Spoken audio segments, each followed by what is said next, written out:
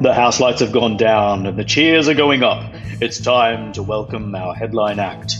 The mics are on. They've finished their vocal warm-ups, and with a final check of the set list and a high five, they're ready to take the stage. Would you please make very welcome Mr. Adrian Wauchope and Mr. Leon Loreaux. Gentlemen, what musical jousts, what thought experiments have you prepared for us today in this episode of Supersonic Chat? Leon, I've become the very thing I feared I would become. Something's happened. I need to talk to you about it. Let's discuss. Let me tell you what happened. What's up? Tell me. And then I will share with you. We can discuss and share some reactions. On the weekend, now tell me, are you into hip hop? Do you listen to rap much? No.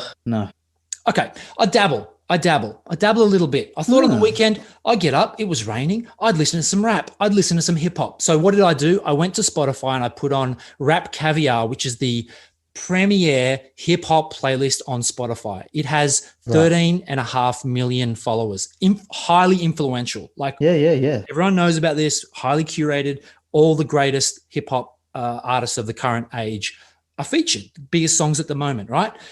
Let me list the artists for you. These are the artists that were on Rap Caviar that I was faced with, right? Yeah. A$AP Rocky, A$AP Ferg, Lil Peep, Lil Uzi Vert, Lil B, Lil Cease, Lil TJ, Lil Durk, Lil Mosey, Lil Tecca, Lil Baby, Dub Baby, Young Thug, Pop Smoke, Juice WRLD, Internet Money, Gunna, Migos, Quavo, Barry the Rap Man, Ty Dolla $ign, Trippie Redd, Gucci Mane, Lil Yachty. Barry the Rap Man. Love it. Do you know what I did? Do you know I know why you read those names to me, because I don't know a single one of them. I knew some of the names I've not heard of a single one. Only because of what I do in my professional life. Yeah. I know these names. We sell these products. We deal with these artists. Have I listened to them? Not very much. Could I tell you the song? No. I thought, so you know what I did when I was faced with that lineup of the current greatest hip hop artists of our time? You know what I did? Like any open-minded man. Shuffle. I hit play. Hit play. I dived in. I hit play. And then what did I do? I skipped. Yeah. I listened to the next song and I skipped. Yeah. And how far did you get into them before? 3 songs. Oh, like seriously, 5 or 10 seconds. Yeah. Like, and this is probably what we want to talk before about. It starts to physically repulse you. It wasn't that harsh. It wasn't what I was after. Do you know what? The delivery was all weird. I couldn't understand what they were saying. Yeah. There wasn't a hook. Oh, hang on. Yeah, that's what people say about metal now. Now, steady on. Right? This is, and so what did I do? I thought, you know what? It's all a little unfamiliar. I needed something familiar to me. So I went to some of my go-to hip hop records. I put on Low End Theory by A Tribe Called Quest. Great album. Are you going to ask me, is this where this is going? Let me predict this. Come on. Are you saying 5 songs to get someone into rap? No. That's not a bad idea, but we might need 5 people to I need that, because if I ever because I don't like it. I don't understand it, the same as you. But all right, so where are you going with this? Well, here it is. I put on A Tribe Called Quest, Low End Theory. The first song, I think it's called Excursions. I can't remember. The first intro verse, back in the day when I was a teenager, before I had status, before I had a pager. As soon as I heard Q-Tip hit me with the word pager, like this is his big brag, right? I've got a pager. Yeah. It was like something hit play in my mind. And I was transported in my mind back in time into an earlier time of my life. And the scenario, the scene that played out in my mind was this. I'd been working with a friend of mine who was probably was older than me, another generation before mine. I'm in my early 20s and I'd been working for him for the day. I was at uni. He gave me some work. He was paying me some money. It was great. On the way home, he was giving me a lift. We stopped off at a secondhand CD store, as you did back in the day. My friend, having more money than I did, said, Adrian, pick yourself out a CD, my shout. Great. So I went through and I remember I bought the first Black Rebel Motorcycle Club album, right? You may not be Right. familiar. This is early 2000s, I sludgy know that, rock and roll, Mm-hmm, right? mm-hmm. Like achingly cool. Pop the collar on your leather jacket. Yeah. You know, all of this kind of stuff. And he let me put it on. He goes, chuck it on. What's this all about? And I put it on. And you know what now, before I tell you this, he bought the Doobie Brothers, massive Doobie Brothers fan. Listen to the music, China Grove. The most hilarious name in the world, the Doobie Brothers. Well, it's about a doobie, right? A joint. Yeah, so it's probably I know, but in it's the 70s, hilarious. right? Super cool. Hey, hilarious. We'll call our band the Doobie Brothers. Taking it to the streets. Look, this is light, white man's gentleman funk. Yeah, this is that's true. jazzy exactly pop. right. You know. Yeah. Look, fine. He that was what he was into. When I put on my achingly cool Black Rebel Motorcycle Club album, even their name is like, we're so cool, man. So cool. Yeah. Named after the gang that in a movie? Yeah, in a movie. James Dean is the character. The movie is Rebel Without a Cause. The gang that he runs with, they're called the Black Rebel Motorcycle Gang. Yeah. Anyway, like I said, achingly cool. And do you know what he said to me when he heard that album? He didn't like it, I bet. I bet he was like, what is this? You can't hear what they're saying. There's no hook. So throwback to me listening to rap these days, and it has come full circle, and I've become the thing that I feared. Right. Yeah. You mean all these old people who say nothing's good since the Beatles, or nothing's good since the Rolling Stones, or the Doobie Brothers. There's no the Doobie Brothers, and there's been no good music since 1980. And it's like, 1980 is when you turned into an adult. That's what the trap is that you're worried that you've fallen into. Isn't that interesting? Yeah. Well, here's the question. Why do we stick to certain types of music? Why do we stick to music from our youth? And is it a bad thing? Yeah. Well, I think it's a bad thing. I think not being open to new experience is always a bad thing. And I think one of the big things is that it's that we call it the formative years for a reason. Yeah. Because we're forming who we are at that point in time. When you're a kid, you're sort of told a little kid, you're told who you are because you're sort of thinking about your parents. When you become a teenager, you're thinking, well, hang on, I'm a person all of my own, and I make my own decisions. And I think sometimes your choices in music, particularly choices in music that are rebellious, are the sorts of ones where you go, this is decidedly me. My parents hate this. Yep, maybe. Yeah. And this is my own choice of music, and I'm always going to love this forever and ever and ever. Yeah. I mean, look, there's lots of things at play here, and I've got some ideas on why. The thing that came to my mind was that, there's a psychologist called Carl Jung, right? Yeah. Contemporary of Freud. Yeah. And he postulates this whole thing about different stages of life, the two halves of life. And he says you kind of build your framework and your identity in your first half of your life, the ego stuff, the external stuff, what your politics, your religion, your fashion, and all this stuff. And then in your second stage of life is when you start going into the deep sort of stuff and that kind of thing.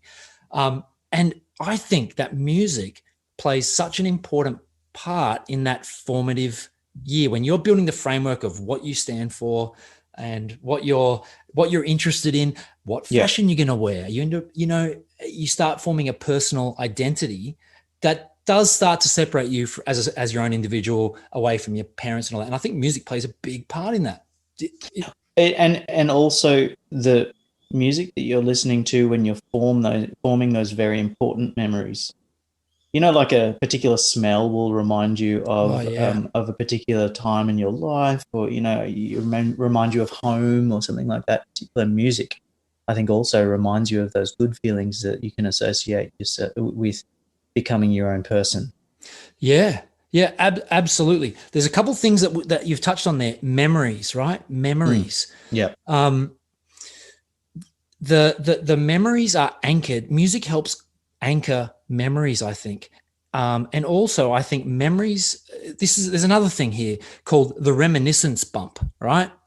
I looked it up. I was aware of Jung, and I'll talk a bit more about Richard Rohr and his two halves of life. But the reminiscence bump, I started Googling this, and this is the tendency for adults to have a stronger recollection of memories in their formative years, which are anchored by times when you change and when you're growing, and there's lots of new things and firsts happening in your life.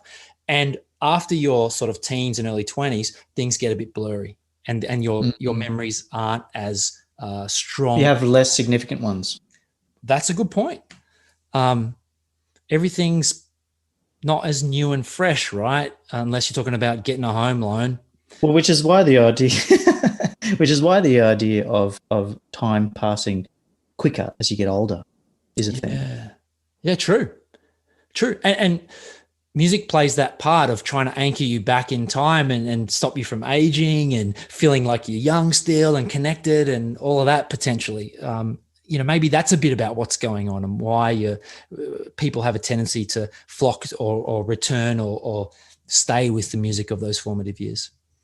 I mentioned Richard Rohr before. Let me just chat a little bit about that. He's a Franciscan monk that I listen and read to a lot, but he talks about the two halves of life. In the first half of life, you build the vessel, you build this framework.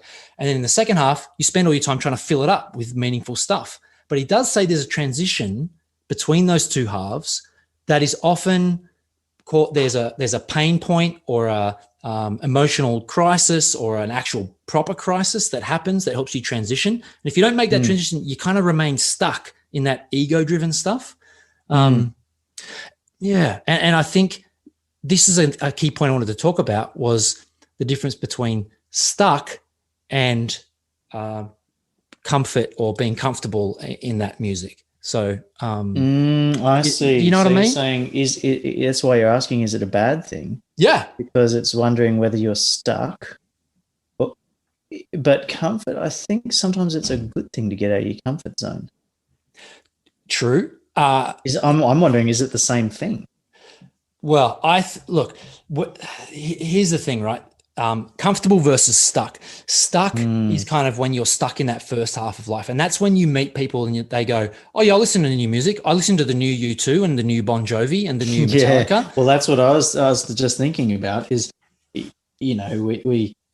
we had Tool come out just recently and I was just like, oh, fantastic. And I'm listening to Tool and they're all 50 years old. And then I'm thinking to myself, this is just what I used to ridicule people about when they used to go see bands from the 70s and they're like 70 years old standing on stage practically with a walking frame. And I'm thinking, Deep Purple. Yes. Yeah. And I'm like, why would you go and see that? They're just geriatrics hammering it out on stage.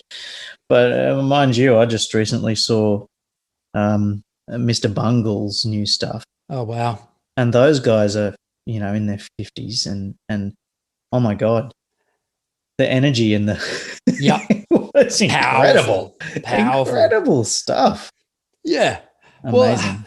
Well, that's probably like, in talking about all this, like, I listen to a lot of new music. It was quite confronting to me that I went, I do not like this. These young rappers, this is not for me. And I was like, whoa, okay. Well, I'd like to clarify then, when you say new, do you mean having been produced only recently, or do you mean music that you have not necessarily enjoyed before? No, it was like, I would say I enjoy hip hop and rap. Yep. When I was a teenager, for example, I was listening to grunge and starting to get into metal and stuff like that. But then my dad put on Fats Waller. Oh yeah. From like the 20s and 30s. And these were all originally recorded on wax cylinders and stuff. And most of it was done live at parties and stuff like that. And it was fantastic. It just opened a whole new world to me. And I wasn't ready for it. And I didn't want to like it. And I was thinking to myself, this is going to be daggy as all hell. But there was just something about it that just grabbed me immediately. And I went, you just opened a whole new avenue of music for me. And if discovering new music, and how old were you when that happened? That like younger? I would have been 17 or 18. Yep. So if discovering new music is so exhilarating and powerful at a certain age, why is it still not exhilarating and powerful? I think that's a generalization because I think it is. I just think tastes become more specific and more refined. I like rap and hip hop. The new stuff that I listen to on Rap Caviar just was not for me. And that's okay. I think there's certain things that I definitely don't like in music, such as auto-tune. But I listened to a new artist that I had never heard before called Holly Herndon, and she is an American artist who now lives in Germany, and she created this album which incorporated the use of artificial intelligence that could write its own songs and create its own music. Wow. And copy people as well. It could hear people sing and then try to imitate them. And she would, and this was full of auto-tune, but because of the concept and because of the idea, it was like, wow, this is fantastic. I love it. That's great. So I don't think you could necessarily either like say that you definitely don't like particular things. I think it's all down to context. True. And attitude. It's like you listen to some new stuff and it's okay. You can evaluate and go, all right, no, what else have we got? What else? And do you know what? I ended up at that point, I did circle back and I went, no, listen to something contemporary. And I listened to the new Run the Jewels album, which is it features Zach the lead singer from Rage Against the Machine on one track, but these are contemporary rappers and and they are fantastic. It's really good. And I was like, okay, this is good new rap that I like. There's a certain new style that is. What is it though? What is it though that you liked about it? When you don't like, you say you don't like rap, but then what is it about that was good? Oh, okay. So I don't dislike rap. There's a new style of rap which is the way it's produced. The beats are like those trap beats. It's highly electronically produced beats, and the way they deliver their verses is real. It all runs into each other. No, it's something around the way they deliver and the cadence of it just doesn't sit right with me. It feels like it's morphing and weird, and I can't understand what they're saying. And there's lots of slang and street stuff that I just don't get. And as you know, I'm a bit of a fiend for new music as well, and I don't really consider that I'm and I don't. You're definitely not in that category either of being trapped in that. No way. No way. Like I understand the fear though. But I basically, for me, I think I have a formula for things that I would be interested in. It has to surprise me. Oh yeah. Yes. It has to keep surprising me. I have to hear something where I go, oh, even if I don't necessarily like it at first, I think things that can surprise me can hold my interest. Verse, chorus, bridge, chorus, end is just, I lost interest in that 25 years ago, I reckon. Yeah. So I think that's sort of where you have to, for me, it has to have some sort of unexpected twist. And to say it has to be new, there's nothing new in the world. Like that's the whole mentality of old hippies saying that nothing good has been made since the 60s, is because they think that it all sounds like a rehash of what's already been done. But I think that again, it's about context and certain things. Like you pointed me towards Frankie and the Witch Fingers recently, and I had a jolly good listen to that, and that totally sounds much like King Gizzard. It sounds like it's got that 70s sound. Yep. But I think there's something about it that also feels completely now. Yeah.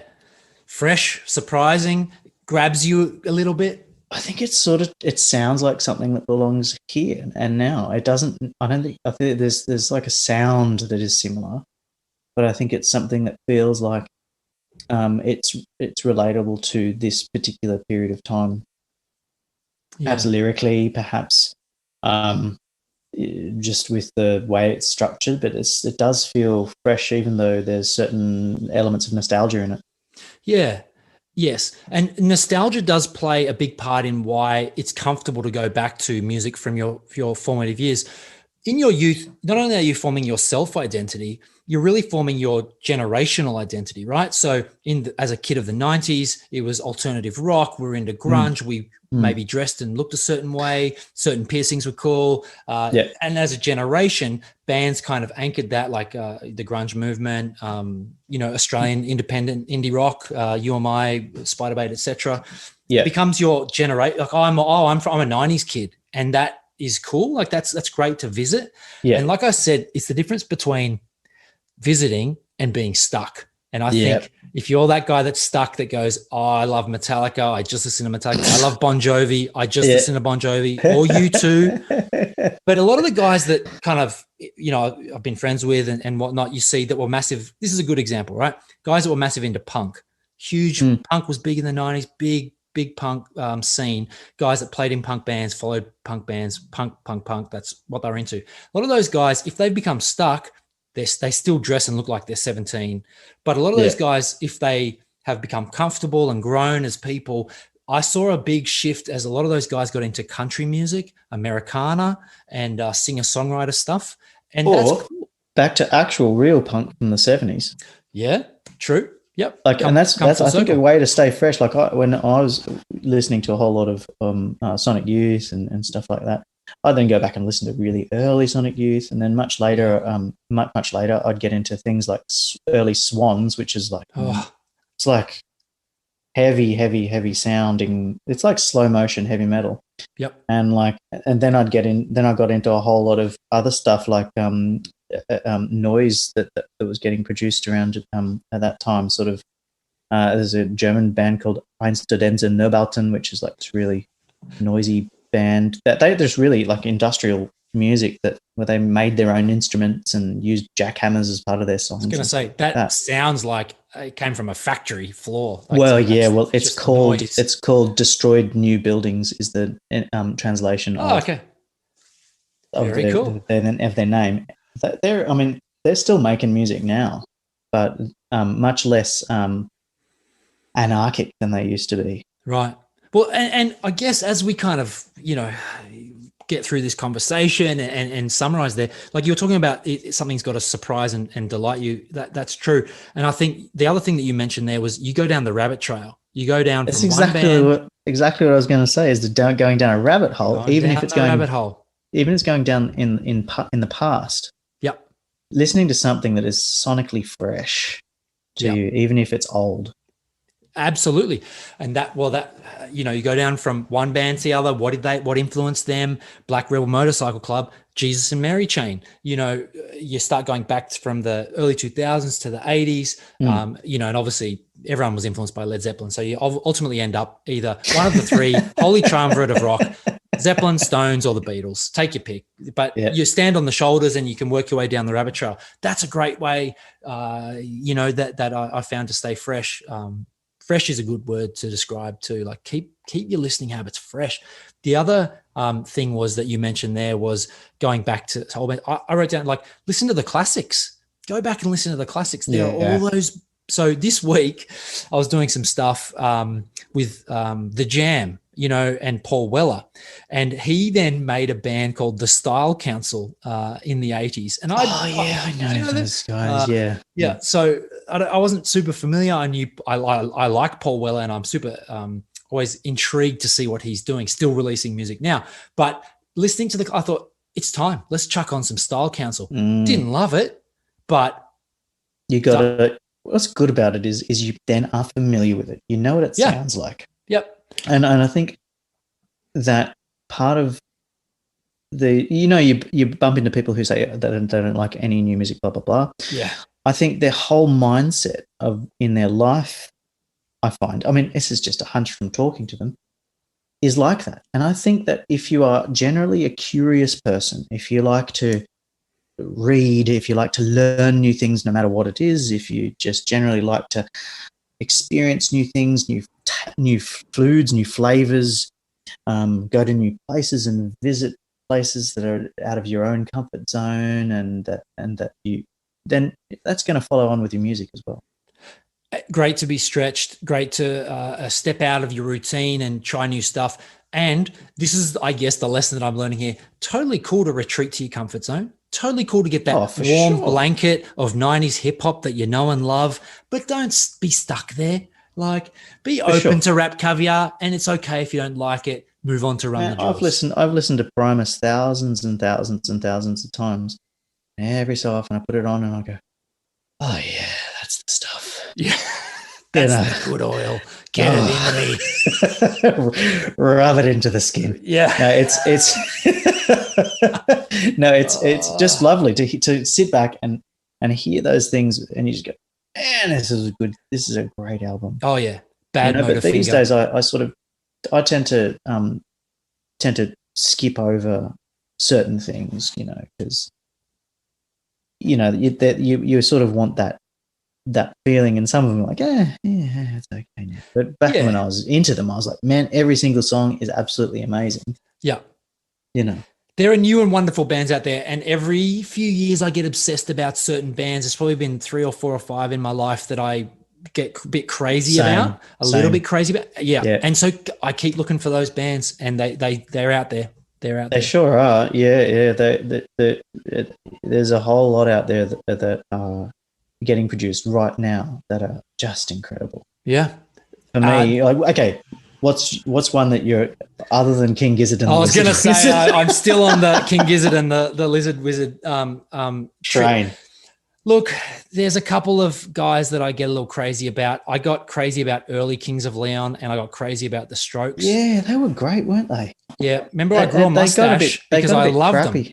They got a bit crappy though, didn't they? After big their stadium anthem, blandness. What a disappointment. Yeah, but first 3 records. Oh yeah, and the first EP. Oh my goodness. Yeah.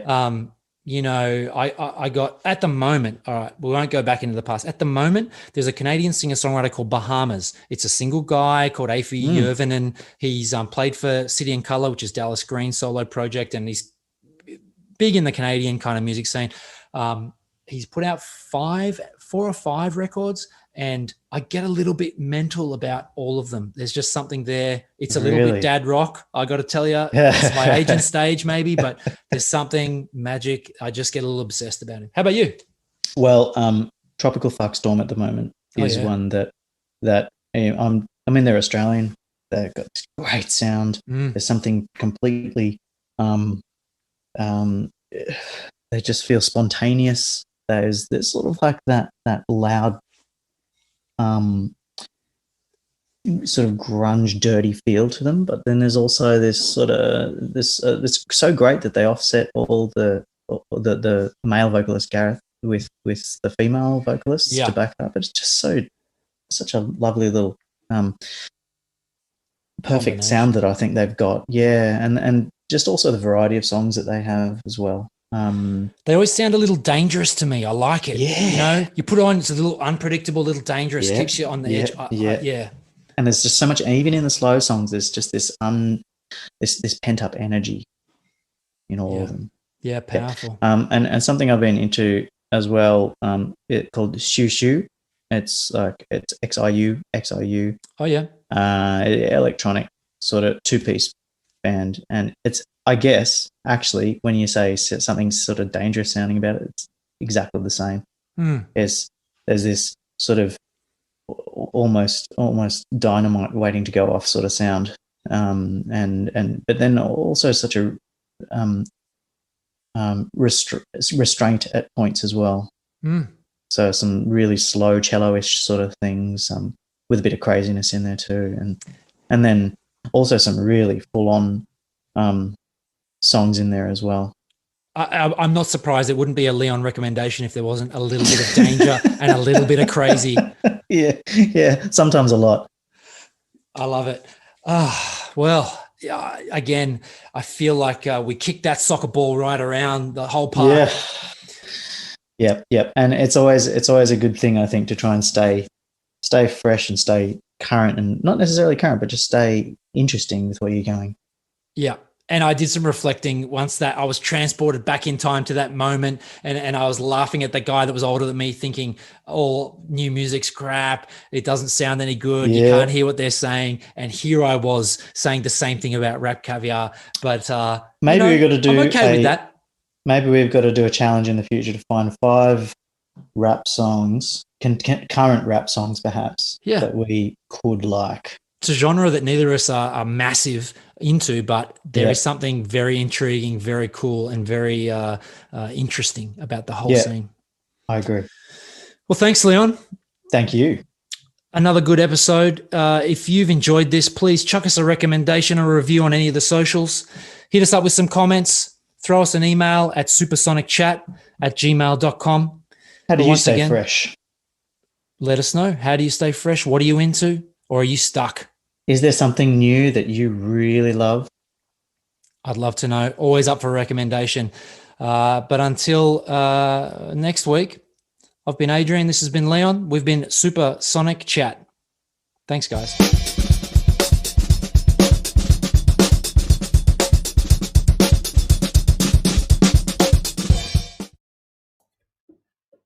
Oh, hey there. You're still listening. For all you train spotters out there, I thought I would let you know that I did drop a little Easter egg in this episode. In the list of rappers from Rap Caviar, I deliberately added in one fake name. See if you can pick it.